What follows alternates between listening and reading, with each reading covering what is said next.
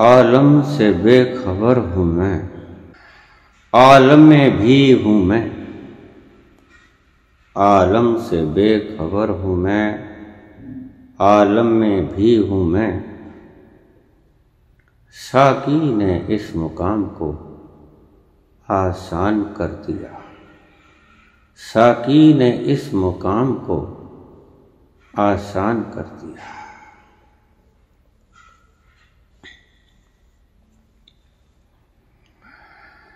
साकी, गुरु से बड़ा कोई साकी नहीं होता। गुरु तुम्हें ऐसी शराब पिला देता है कि तुम भूले कभी नहीं भूलते।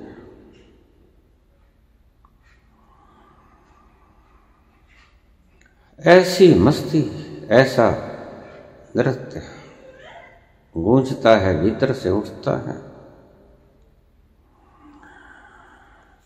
कि तुम्हें कुछ सूझता ही नहीं। तुम संसार में होते भी हो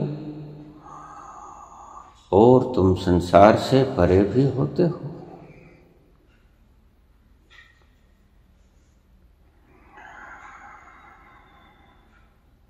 आलम से बेखबर हूँ मैं, आलम में भी हूँ मैं।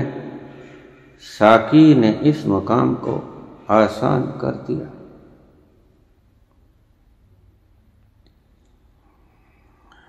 साकी, गुरु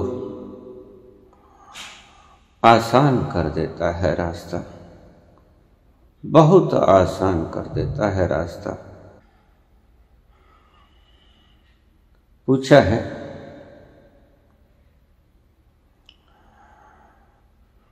उल्टा नाम जपेते जाना, वाल्मीकि भय ब्रह्म समाना।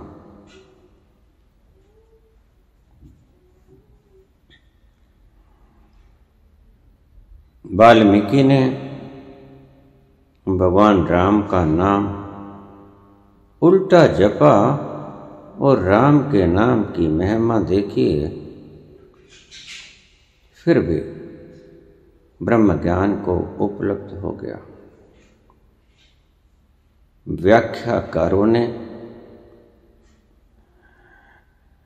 इन शब्दों की व्याख्या शुरू से ही गलत की है, और जब व्याख्याकार हमें जैसा समझाते हैं तो भगत लोग वैसा ही मान लेते हैं।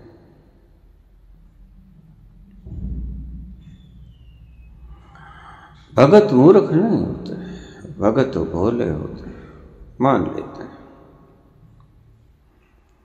जिस पे विश्वास आ गया आ गया। कौन जाने वो ठीक है या गलत।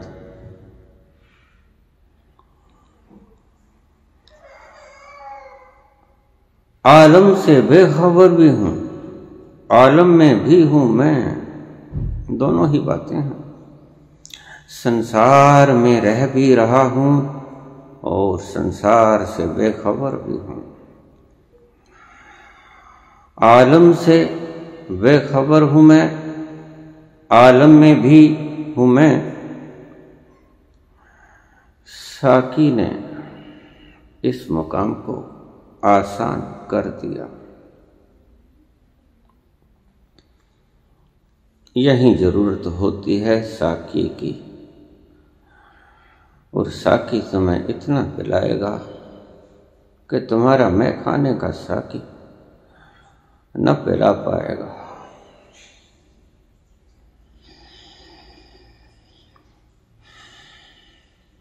उल्टा नाम जपेते जाना, वाल्मीकि भय ब्रह्म समाना। आज तक तथा कथित व्याख्याकर्ताओं ने इसकी व्याख्या की कि भगवान राम का नाम इतना प्रभावशाली है कि उल्टा भी जपा जाए तो भी व्यक्ति ब्रह्मज्ञानी हो जाता है। उल्टा नाम जपेते जाना, वाल्मीकि भय ब्रह्म समाना। लेकिन अफसोस व्याख्या करने वाले इसके भीतर का मर्म न समझ पाए, शब्दों ही की व्याख्या कर डाली। और अक्सर व्याख्याकार शब्दों ही को सरल करते हैं, उनके भीतर छुपी हुई भेद की वो लकीर बाहर नहीं निकाल पाते। यही मजबूरी है व्याख्याकार की। इसीलिए जरूरत है गुरु की। गुरु भीतर से खींच लाएगा उसके मर्म को। वाल्मीकि राम राम कहने से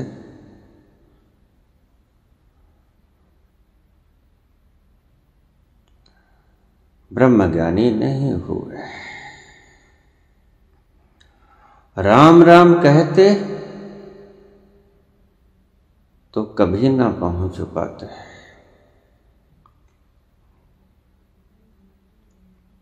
राम राम नहीं कहा, कहते मुझसे राम राम तो नहीं कहा जाएगा, मैं मरा मरा कह सकूंगा। अब भला जो मैं बोल सकता है, जो रा बोल सकता है, उसको सीधा या उल्टा बोलने में तकलीफ भी क्या होगी? कोई तकलीफ नहीं होगी। कोई तोतरा थोड़े था वाल्मीकि। मैं भी बोलना आता था, रा भी बोलना आता था, राम भी बोल सकता था, लेकिन राम के बोलने से ब्रह्मज्ञानी ना हो पाता। नारद बड़े समझदार थे। नारद ने कहा, ठीक, राम राम कभी नहीं किया तो मरा मरा कर ले। वाल्मीकि ने कहा, हाँ कर पाऊंगा। मरा मरा कहते कहते वो मरना याद आ गया, मृत्यु याद आ गई, और वो घटना घट गई कि काहे को ये डाके, ये हत्याएं, कत्लो गारत किए जा रहा है, किसके लिए? मृत्यु याद आ गई। मरम तो गुरु बताएगा। वाल्मीकि को मृत्यु याद आई तो ब्रह्म के तल पे पहुंच गया। जैसे ही किसी को मृत्यु याद आती है, राम राम से कभी कोई व्यक्ति नहीं पहुंचता। मैंने पहले भी आपसे कहा है, जब तक हृदय की गहराइयों में ठेस न लगे, चोट न पहुंचे, जख्म न हो, आघात न हो, हिल ना जाए भीतर की नींव, तब तक तुम न बदल पाओगे। एक मृत्यु का डर ही ऐसा है जिससे तुम कंपते हो, जो तुम्हें तुम्हारे तल पे ले जाने को बाधित करती है, वो है मृत्यु, राम नहीं। लाख साल करते रहो, उस तल पे ना पहुंचोगे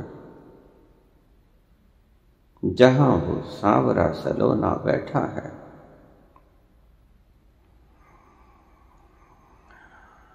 गुरु लाख कोशिश कर ले,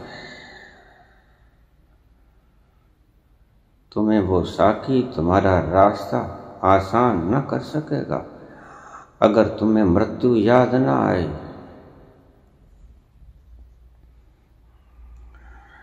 साकी ने इस मुकाम को आसान कर दिया। साकी समझाएगा कि मत जपो राम राम,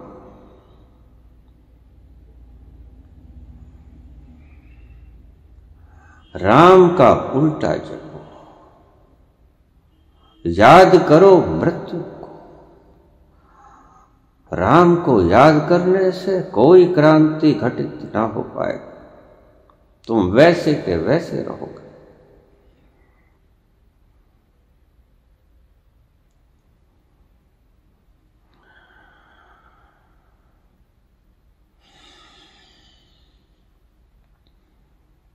एक भिक्षुक अपने गुरु के पास गया था।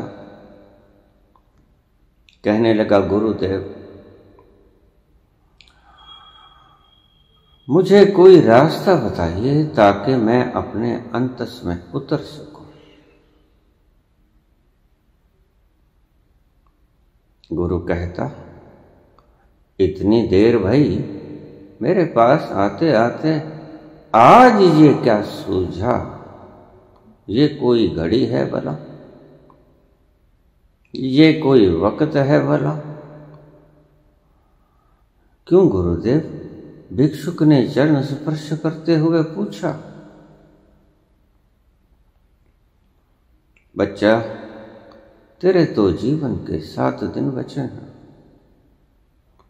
अब क्या बताऊं, क्या ना बताऊं?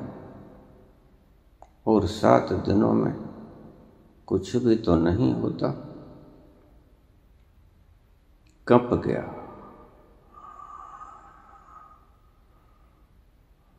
जा, घर चला जा, घर बार को कह दे, बच्चों की सुधि ले ले, स्त्री की सुधि ले ले, जिससे कोई पैसा टका देना लेना है निपट ले। कोई अच्छा बुरा कर दिया है, क्षमा मांग ले। किसी ने बुरा कर दिया, क्षमा कर दे। 7 दिन बचे हैं।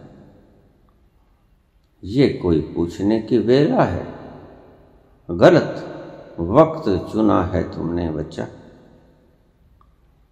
भिक्षुक तो कपा। ठीक भी है गुरु, बूढ़ा होने को आया, आधी से ज्यादा उम्र गुजर गई, कभी गुरु से ना पूछा आज भला ये क्या मौका, जब दिन ही सारे साथ रह गए। उल्टे पांव भागा, घर गया। स्त्री ने जब देखा मुखड़ा, पूछा क्या बात है, ये इतनी शर्त, हवाओं के भीतर माथे पे पसीना क्यों?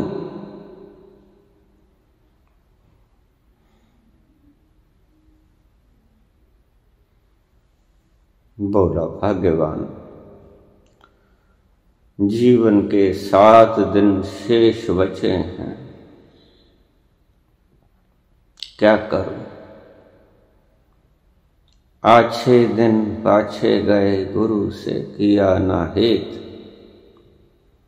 अब पछताए होत क्या, जब चिड़ियां चुग गई खेत। मुझे मालूम ना था कि एक दिन ये दिन भी आएगा, भूला हुआ था, संसार की चमक दमक में खोया हुआ था। अब क्या करूं भाग्यवान?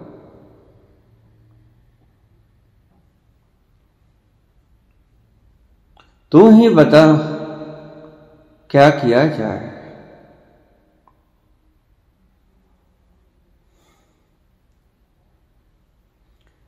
पत्नी भी चिंतित हुई। भागा, दुश्मनों के पास भागा। घोर दुश्मनों के पास, जानी दुश्मनों के पास कल तक जिन्हें निपट लेने की धमकी देता था, चरण पकड़ लिए, क्षमा कर दो।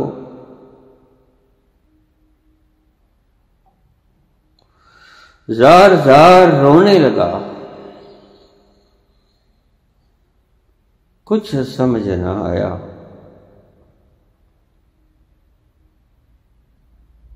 वो बोले, क्या हुआ?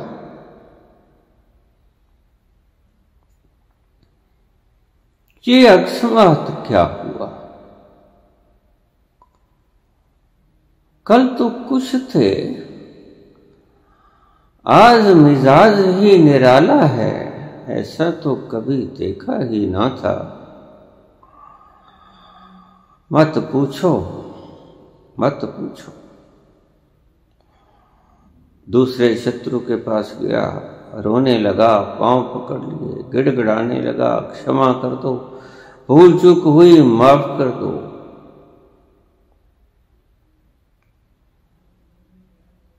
जिनसे कुछ उधारी लेनी थी उन्हें माफ कर दिया कि बस अब नहीं मांगूंगा। जिनके देने थे उनकी उधारी चुका दी।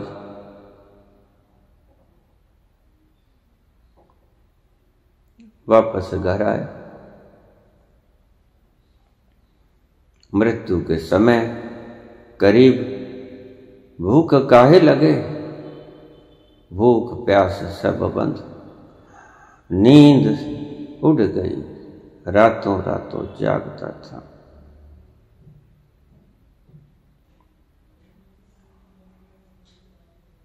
घड़ी घड़ी गिनता रहा रातों को, जानकर जागकर कड़ी कड़ी गिनता रहा छत की बारियों को।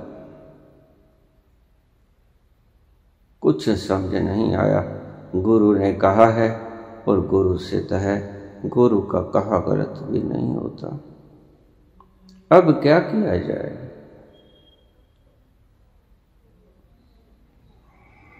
आखिर 7 दिन बीत गए। गया गुरु के पास, चरण पकड़ लिए, धू धू करके रोने लगा। महाराज आप भी क्षमा कर दें, कोई सेवा में चूक रह गई हो गई।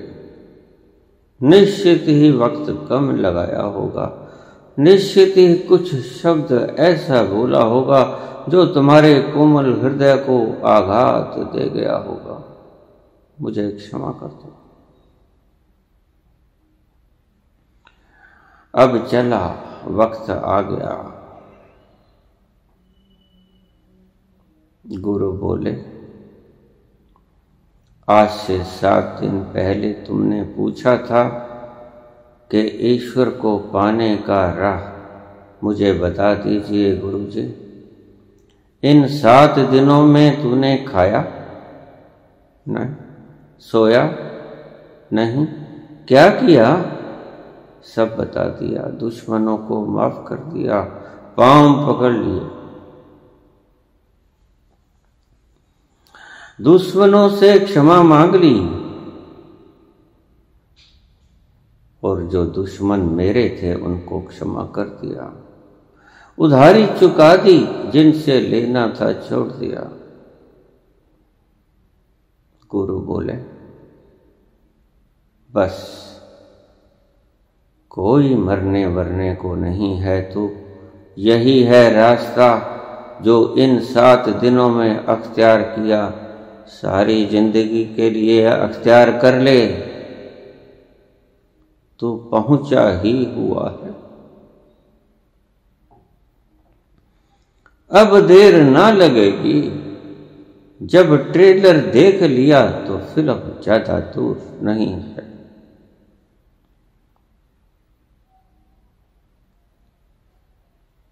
और कहते हैं कि वो सन्यासी अगले दिन ही उस परम उपलब्धि को पा गया। अगला क्षण भी तुम्हारा संबोधि का क्षण हो सकता है, और अगर भाव दशा ऐसी हो जाए। क्या हुआ बुद्ध के साथ?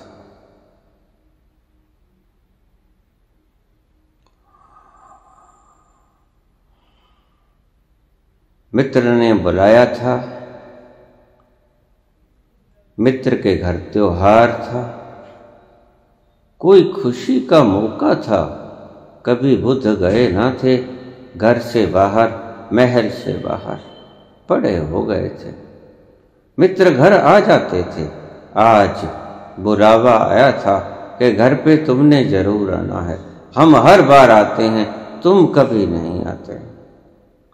हमारे इस त्योहार में तुम्हारा शरीक होना आवश्यक है। पिता से पूछा सुधोधन से कि आज तो मैं जाऊंगा ही जाऊंगा। अनमने से भाव से सुधोधन ने आज्ञा दे दी। रथवान को समझा दिया कि इसे किसी ऐसे स्थान से ना लेके जाए जहां इसे मृत्यु का दर्शन हो। सब खुशहाली हरियाली के बीच में इसको लेके जाना। नगर के सब द्वार दरवाजे हरियाली से रंग दिए जाएं। ढिंढोरा पिट गया कि राजकुमार आज पहली दफे संगत को दर्शन देने के लिए आ रहे हैं।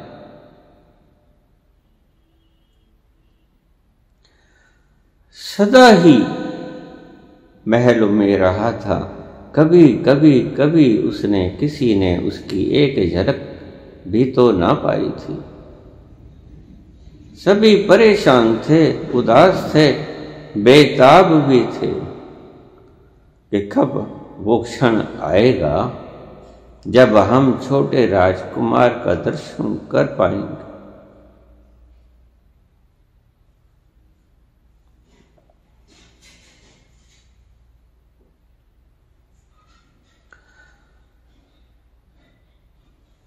सुना था कि बड़ा सुंदर है, सुना था कि बड़ा सलोना है।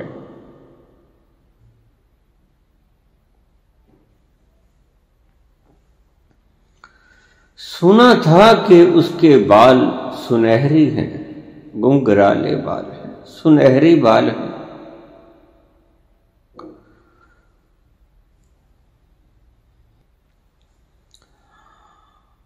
और उन सुनहरी जटाजूट के ऊपर बांधा हुआ वो जूट, केश का जूट बड़ा शोभायमान होता था उनके सर पर। नजर लग जाती थी बुद्ध को।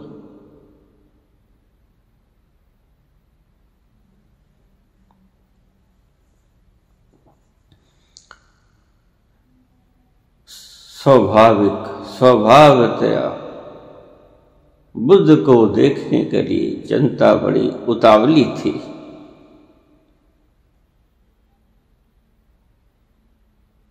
जवान से लेके वृद्ध तक, वृद्ध तो कुछ ज्यादा ही उतावले थे। न जाने फिर ये मौका आए ना आए।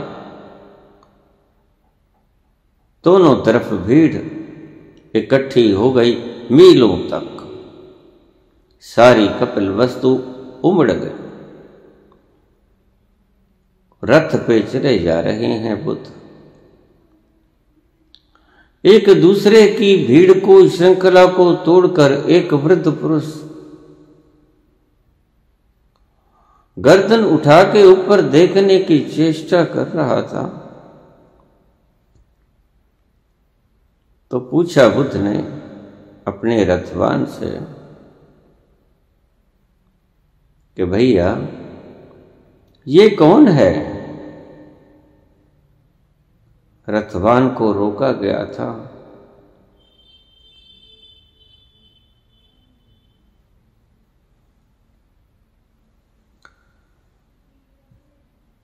लेकिन रुक भी ना सकता था। छोटे राजकुमार का हुक्म था। जीवन में पहली बार जिज्ञासा से कोई प्रश्न पूछा था चेतक से। चेतक बोला, जी ये आदमी है राजकुमार।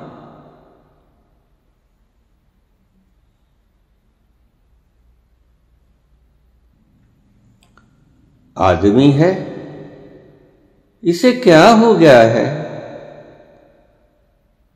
चेतक बोला, ये बूढ़ा हो गया है। तो क्या मैं भी बूढ़ा हो जाऊंगा? हाँ राजकुमार, जो जन्मा है सभी को एक दिन बूढ़े होना पड़ता है। तुम भी बूढ़े हो जाओगे। शौक लगा, बिजली सी दहक गई।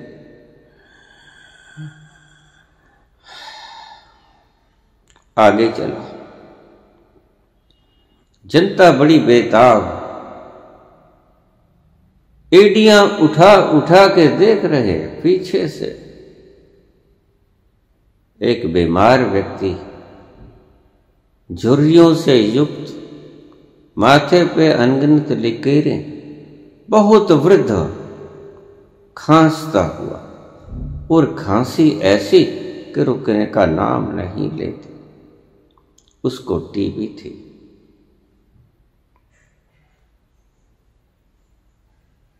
रोको, बुद्ध ने कहा।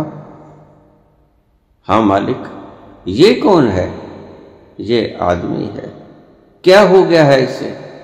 ये बीमार हो गया है। चेतक, क्या मैं भी बीमार हो जाऊंगा? क्या मैं बीमार हो सकता हूं? उसने कहा, हाँ जी। शरीर किसी का भी बीमार हो सकता है। ये तो बहुत कष्ट में लगता है। हाँ राजकुमार, ये आपके दर्शन करने को आया है।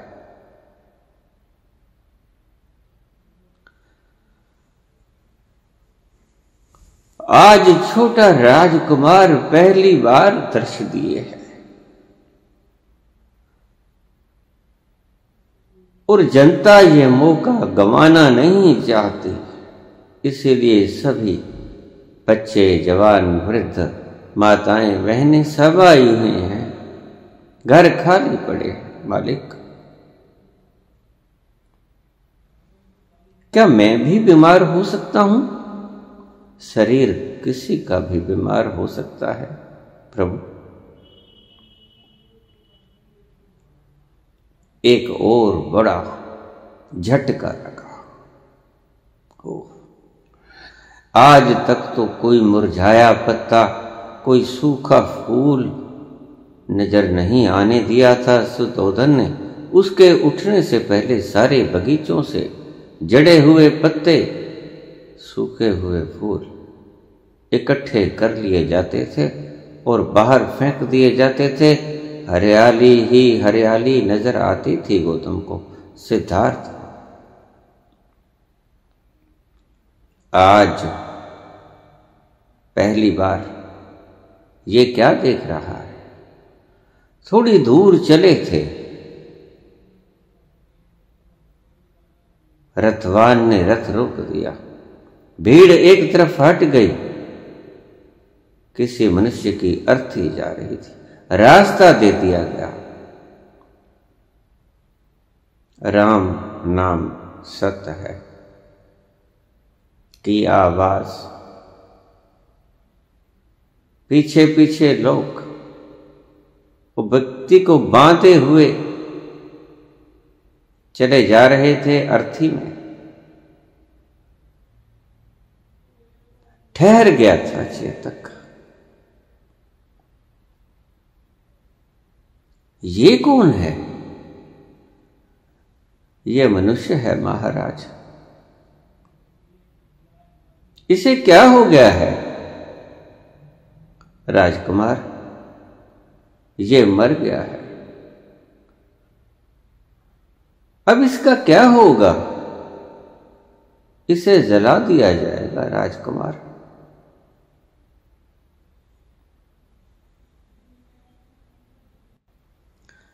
ये अब चलेगा नहीं, खाएगा, पिएगा, बोलेगा नहीं। नहीं मालिक, अब तो इसके शरीर को जला दिया जाएगा, आग के हवाले कर दिया जाएगा। तो चेतक, क्या सभी मरते हैं? जी मालिक। मैं भी मरूंगा? जी मालिक।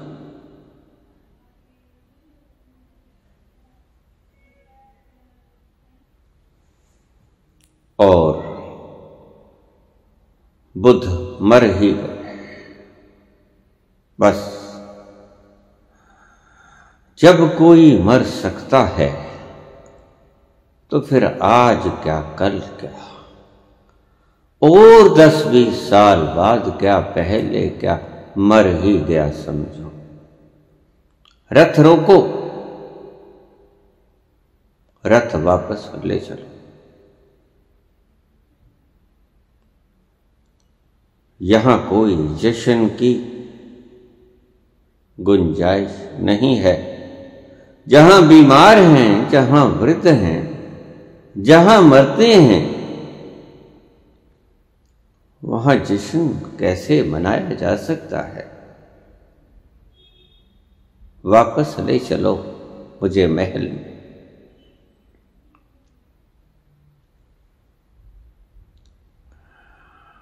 वापस ले जाया गया। बुद्ध सुस्त जाके अपने कमरे में बैठ गए।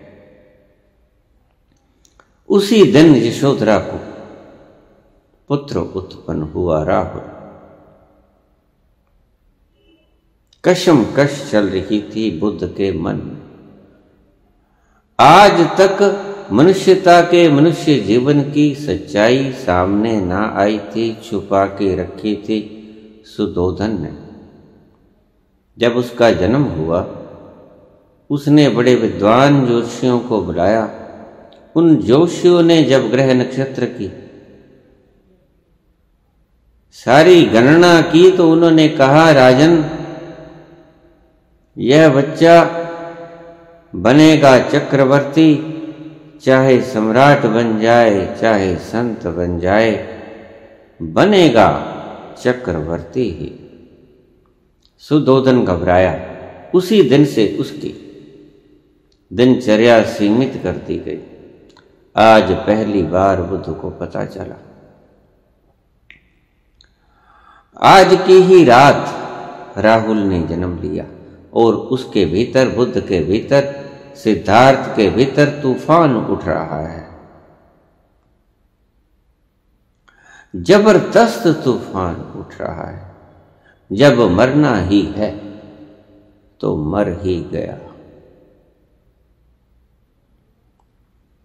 जब मृत्यु की ऐसी तीव्र भावना तुम्हारी आत्मा को झिंझोड़ देती है, हिलोर देती है, तुम्हारी जड़ों समेत उखड़ जाते हो, तो क्रांति घटित होती है।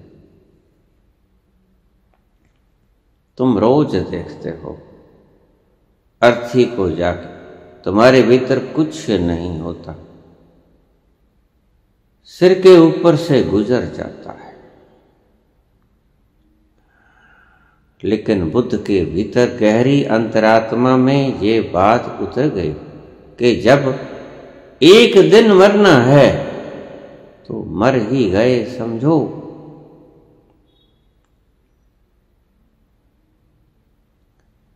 इतने उदास एक सन्यासी उनके पास आए। पुत्र, क्या बात है? उन्होंने अपनी सारी व्यथा बताई तो उसने उपदेश दिया कि देखो, ये शरीर तो मरण धर्मा ही है, उसकी खोज करो जो कभी नहीं मरता। और बुद्ध ने 6 दिन के राहुल का मुखड़ा देखकर सोई पड़ी यशोधरा को छोड़कर महल से बाहर हो गया। रथवान से बोला कि मुझे ले चलो अपनी सीमा से बाहर, मैं अब इस सीमा के दायरे में रहना नहीं चाहता। रथवान तो नौकर था, ले चला। यद्यपि दुखी रो रहा है। उसे उसकी मंशा का पता था। चला गया। जब उसकी सीमा को लांघने लगा तो रथवान से बोला, अब रुक जाओ, अब हमारे प्रदेश की सीमा आ गई है, अब तुम वापस चले जाओ और ठहरो। बुद्ध ने अपने केश खोले, अपने साथ कैंची लेके आए थे, अपने स्वर्ण केश काटने शुरू कर दिए। रथवान रोया। राजकुमार, ये सुंदर, इतने सुंदर सुनहरी केस क्यों काट रहे हो? सिद्धार्थ बोले, चेतक, इसे मेरे पिता को दे देना कि अब ये राज करेंगे। सिद्धार्थ तो गया, निशानी के रूप में रख लो।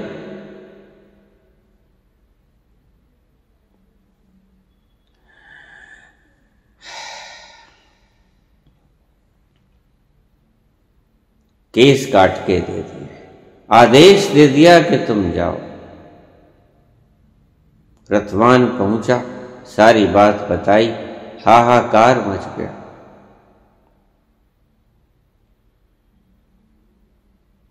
और ये मृत्यु का गहरा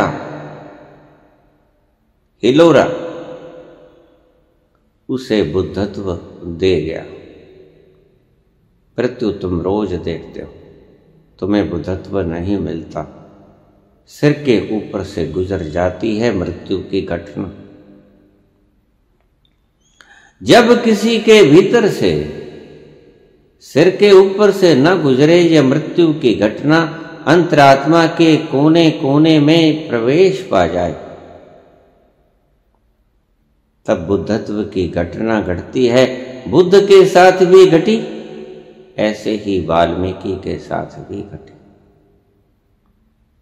व्याख्याकारों को, बेचारों को क्या पता कि इसके भीतर भेद क्या छुपा था।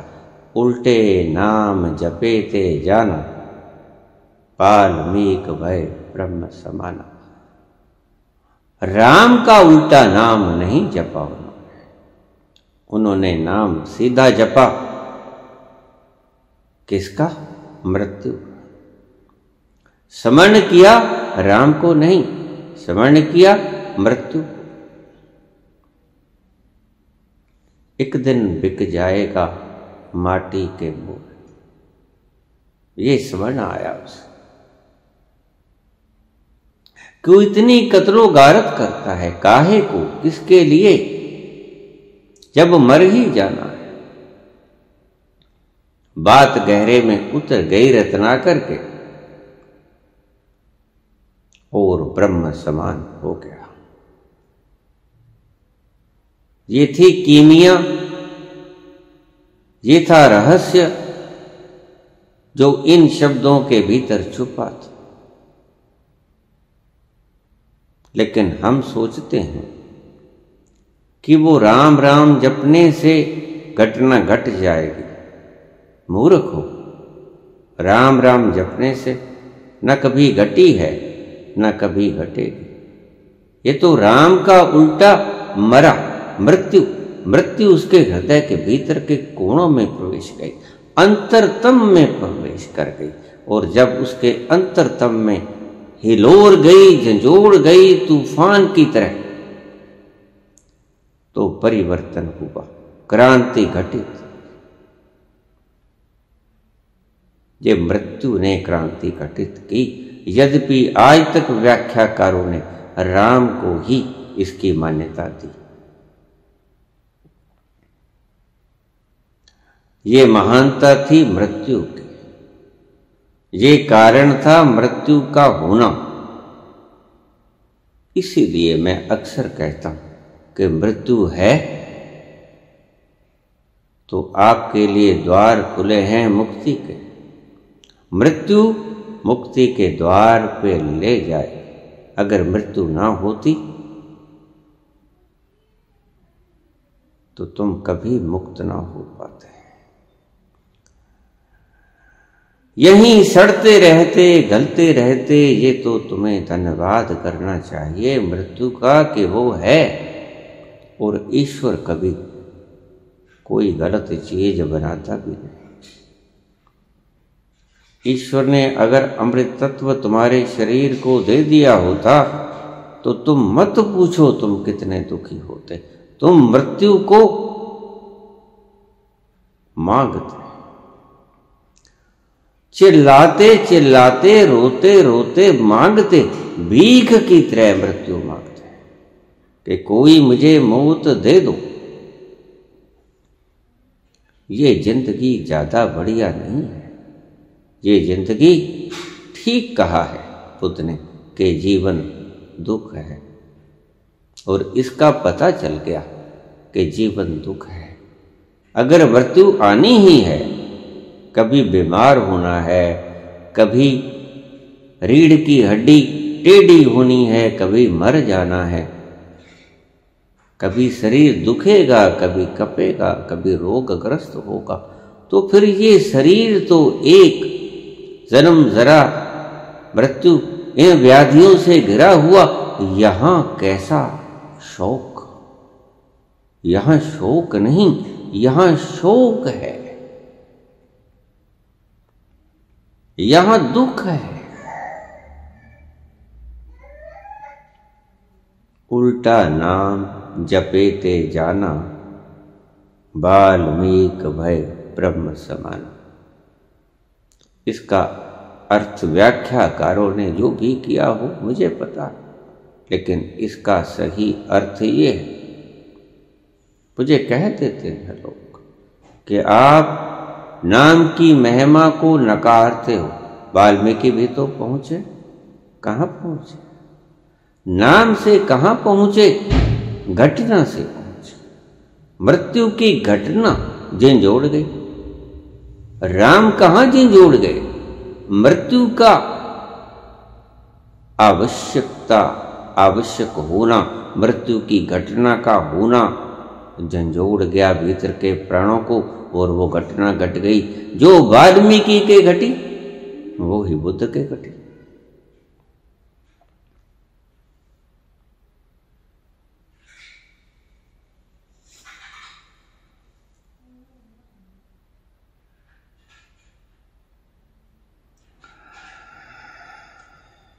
गुरु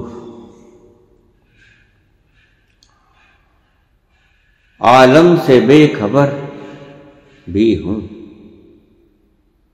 आलम से बेखबर भी हूं, आलम में भी हूं मैं। साकी ने इस मुकाम को आसान कर दिया। किसी गुरु की बाह पकड़ लो, किसी जीवत गुरु की बाह पकड़ लो।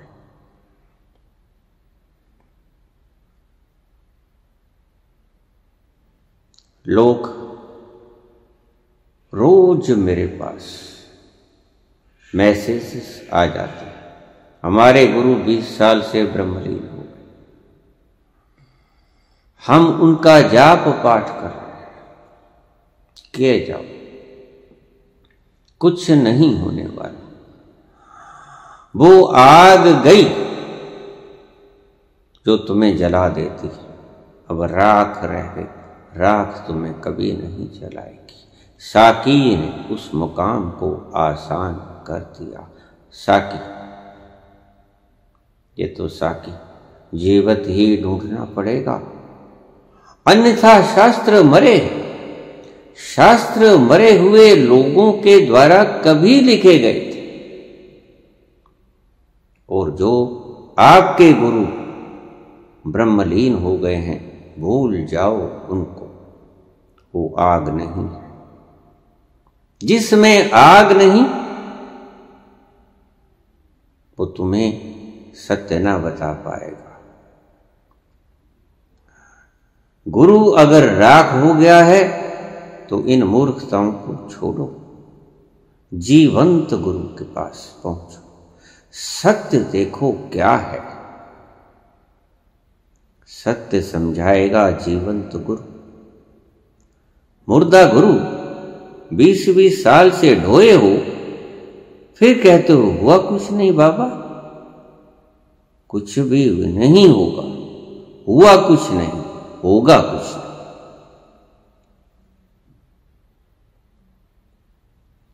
साकी ने इस मकाम को आसान कर दिया।